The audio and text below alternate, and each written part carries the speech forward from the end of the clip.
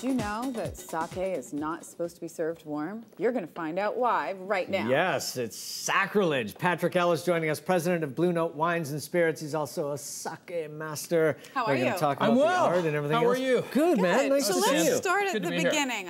Everybody who has tried sake has had it warm. Why should one not drink that kind of sake?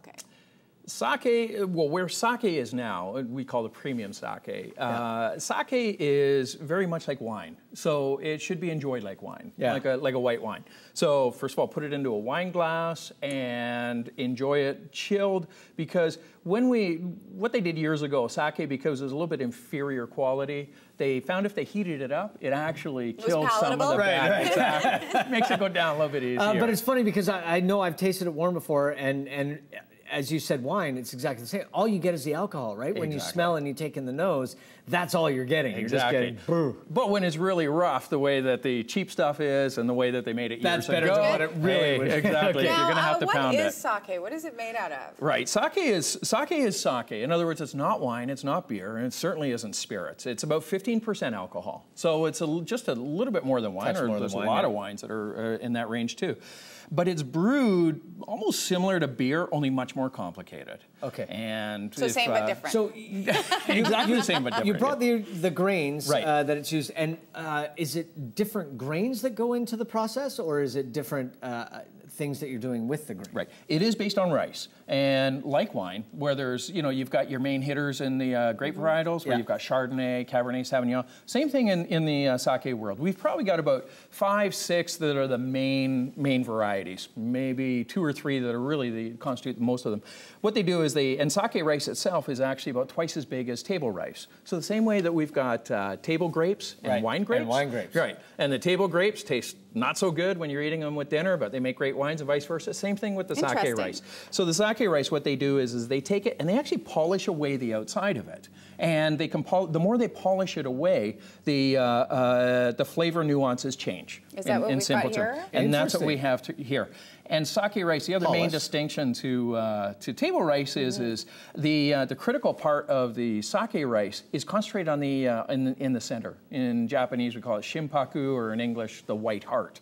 So the closer you get to that, or you take away the outside walls, then the more delicate, fruity that the it's the always sake fascinating becomes. to me the parallels between wine and skin contact and all that stuff, and what you're talking about with this exact thing in the polishing process. You're really just trying to get that balance right for what you're ending up with in the bottle. Exactly. So the rice polish, and that's why sake right now is actually premium sake is a fairly new concept. This consistent rice polishing wasn't developed until, or didn't come into the sake mainstream world until only a few decades ago. Right. So even to Japanese people, it's a fairly new concept. Before they were polishing, but it wasn't very consistent, and so because of that, they again were using the hot Let's talk about sake. some of the bottles that you've brought here today. This one is called a creamy nigori sake. Is that right? That's right. Did I say it right? That's right. You're spot on.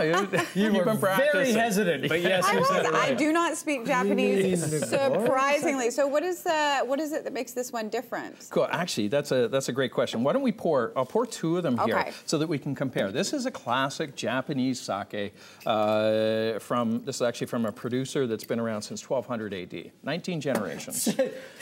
they're like royalty. Since 1200 AD. Yes. Not the bottle, the producer. Yeah, the bottle's that's fairly amazing. So they might know what they're doing? They kind of got it figured out by now. Exactly, yeah. So, as you can see here, what I did before I poured it, I shook it a little bit, because that sediment is going to settle down to the bottom, so you want to shake it up a little bit. Okay. So, what happens is I'm going to run through the sake process really quickly. We polish it, we steam it, and then we put it into a batch where there's a special enzyme that's put on it, because rice itself is starch, it's not sugar. And in order to turn it to alcohol, we got to do something to that, right? Yeah. So we put this enzyme on it, which actually converts it to sugar. Then yeast is added, and it's propagated. It turns into a mash. A couple of weeks later, boom, we've got sake. And sake comes out actually even cloudier than the one that you've got, Fiona, there. But so it's almost like almost porridge-like. And they run it through a filter. That doesn't sound appetizing at all. That's why we don't drink it like that. That's why we don't drink it like that. Exactly. So we run it through a series of filters, and in the after just a couple of filters, they found out that in its somewhat filtered form, in other words, where it's roughly filtered like this, it's turning into a really cool beverage. And that's why we have the pearl that we've got here. Actually, I'll pour you one too. Very cool. Is this a newer idea, or is it just becoming popular? This is actually the original sake. Is it really? If you watch like the Kurosawa film about the samurai, just before they went out, they were drinking. The sake barrel fell over. Kurosawa was a big historian, so when the barrel fell over, it was actually the creamy stuff that came out because they didn't have good filtration processes back then. There's a huge difference in the nose as well. And it's funny because the creaminess sort of transfers through to the nose in this as well as, you know, there's a more clear. These are basically, of course, they're made by different producers, but essentially they're very similar type of sakes, just this one isn't filtered as much. So you're getting coconut on there. This stuff is brilliant with like Thai foods, curry, spicy stuff. Oh my goodness. It's really nice and light too. Yeah. It's funny that you say Thai because right away that's what you get out of it. And what else have you brought here? So I've got another one that is, this one is Mike's just giving her. Unique one. Well, I want to see the difference. It is the only one. This is we just brought into the BC market, and this sake here is full strength. Sake, when it's produced, comes out at about 18%. This is how this is made. However, the producer, usually what they do is when it comes out at 18%, they add water to it to bring it down to a more palatable 15%, so this is something like that. Then. This is, right, no water added. This is the way it comes out after being filtered. But what they did was as they were producing it, they made it so it's not over the top, super rich, super heavy, and it's a very, very yummy sake, but with a tremendous amount of body on it. So something like this would go great with barbecue ribs, with steaks, something like that. It's interesting, the food pairings too, because one wouldn't think, because when you're thinking along the white steak wine and ribs. Exactly. frame of mind. But the great thing about sake is because it's essentially made out of steamed rice, what does steamed rice go with? Bam. Right. Anything, except that is very powerful. So can people come in and tell you, you know, this is what I'm having. Do you have a sake that would pair well with this? And absolutely. You can take it down to quite a finesse level, but at the same time, because it's basically, again, that steamed rice concept, you can't screw up either. So you could, different than wine, like if somebody's having a light fish and a steak, there is no wine that will go with both, or very few wines that will go with both. Sake, actually, one bottle of sake will go with both sides. So when you are buying yourself some nice sake, at what temperature should one serve it to get the best flavor?